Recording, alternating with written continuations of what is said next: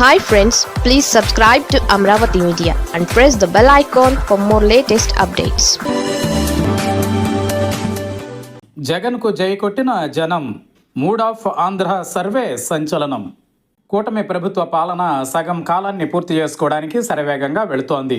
చంద్రబాబు నేతృత్వంలోని పాలన ఎలా ఉందనే విషయమై జనంలో విస్తృతంగా చర్చ జరుగుతోంది. కొన్ని సర్వే సంస్థలు ప్రజల నాడిని ఎప్పటికప్పుడు పట్టేందుకు ప్రయత్నిస్తున్నాయి. ఈ నేపథ్యంలో తాజాగా హైదరాబాద్ ఐఐటిఎన్స్ గ్రూప్ సంస్థ మూడ్ ఆఫ్ ఆంధ్ర ఎలా ఉందో చెప్పేందుకు ప్రయత్నించడం విశేషం. 175 అసెంబ్లీ నియోజకవర్గాలలో ఈ ఏడాది జూన్ 18 నుంచి ఆగస్టు 20వ తేదీ వరకు విస్తృతంగా పర్యటించి అన్ని వర్గాల ప్రజానీకం నుంచి చంద్రబాబు నేతృత్వంలోని పాలనపై ప్రజాభిప్రాయం తెలుసుకున్నట్టు ఐఐటిఎన్స్ గ్రూప్ వెల్లడించింది. 3 దశల్లో నిర్వహించిన సర్వేలో 1,90,550 మంది నుంచి అభిప్రాయాలు తెలుసుకున్నట్టు సదరు సంస్థ పేర్కొంది. ఇదేదో ఆన్లైన్లో లేదా మెసేజ్ల ద్వారా సేకరించిన అభిప్రాయాలు కాదని స్పష్టం చేయడం విశేషం. నేరుగా ప్రతి ఓటర్ దగ్గరికి వెళ్ళి వారి అభిప్రాయాలను తెలుసుకుని వెల్లడిస్తున్న అభిప్రాయాలుగా స్పష్టం చేయడం గమనార్హం. రైతులు, ఉద్యోగులు, నిరుద్యోగులు, అన్ని రకాల కులాలు, మతాలు, వ్యాపారులు, మధ్యతరగతి కుటుంబీకులు ఇలా ప్రతి సెక్షన్ను టచ్ చేసినట్టు సర్వే టీం పేర్కొంది. అలాగే 18, 30, 31, 45, 46, 59, 60 ఏళ్లు పైబడిన మరి ముఖ్యంగా మహిళలు, పురుషుల్లో ఎవరు ఎటు అని ప్రజల నాడిని పట్టేందుకు ప్రయత్నించారు. సర్వేలో వెల్లడైన వివరాలు ఇలా ఉన్నాయి. కూటమి ప్రభుత్వ పరిపాలనపై మీ అభిప్రాయం ఏంటనే ప్రశ్నకు చాలా సంతృప్తి చెందామన్న వారు కేవలం 4% మాత్రమే. సంతృప్తి చెందామన్న వారి సంఖ్య 30%, తీవ్ర అసంతృప్తికి గురయ్యామన్న వారు 45% కావడం గమనార్హం. ఏమీ చెప్పలేమన్న వారు 7%. ఆంధ్రప్రదేశ్ అభివృద్ధిలో బెస్ట్ పార్టీ ఎవరనే ప్రశ్నకు కూటమికి 40% జై కొట్టారు. వైసీపీకి 44.5% జై కొట్టడం విశేషం. శాంతి భద్రతల విషయంలో కూటమి ప్రభుత్వానికి పెద్దగా సానుకూలత లభించలేదు. చాలా సంతృప్తి చెందామని 7%, సాధారణ సంతృప్తి వ్యక్తం చేసిన వారు 30%.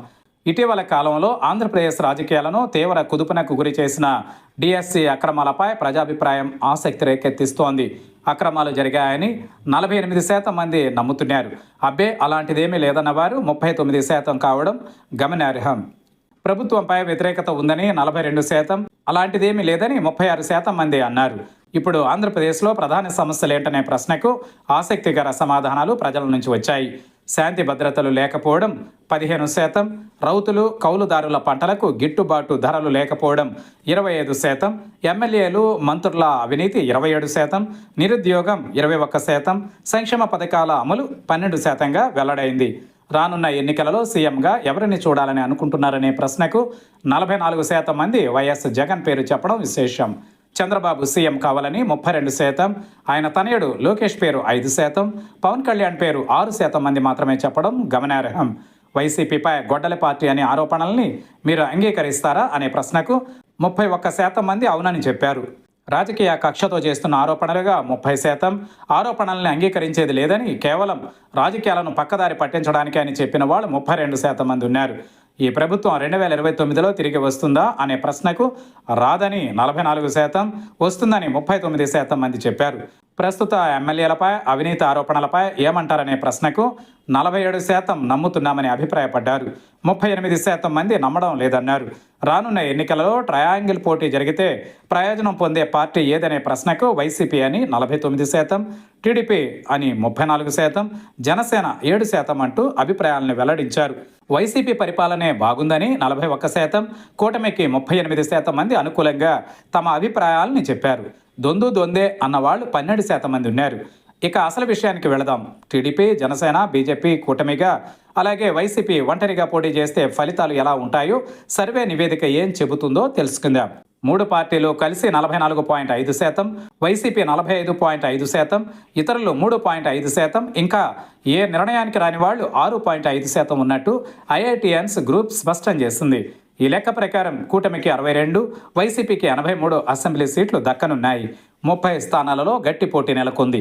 ఒకవేళ పొత్తు లేకుండా ఎన్నికలు జరిగితే ఫలితాలు ఎలా ఉంటాయో కూడా సర్వే బృందం తేల్చి చెప్పింది.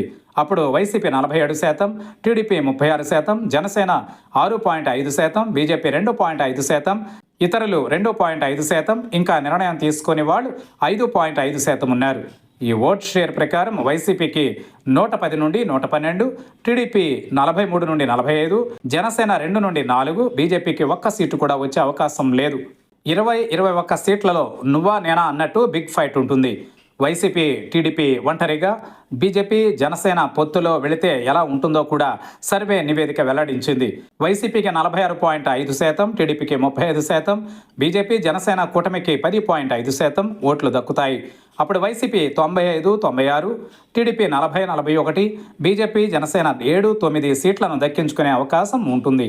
అలాగే 30కి పైగా సీట్లలో గట్టి పోటీ ఉంటుంది. ఉమ్మడి 13 జిల్లాల ప్రాతిపదికగా రెడ్, ఆరెంజ్, గ్రీన్ జోన్లలో ఎంతమంది ఎమ్మెల్యేలు ఉన్నారో కూడా లెక్క తేల్చేశారు.